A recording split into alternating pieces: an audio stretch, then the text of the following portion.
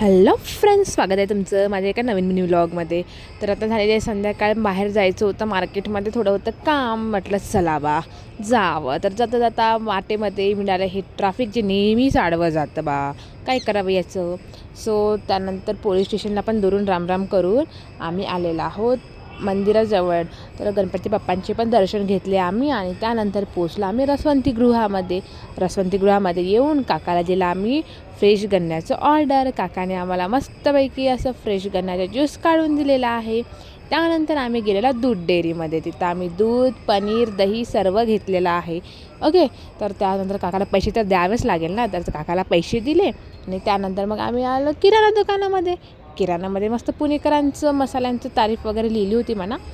So त्यानंतर आपलं सामान घेतलं आणि हे तांदूळाचं ओझं घेऊन मी चाललेली आहे वाटेत येते आलं माझं घर आणि मी येऊन पोचली घरी.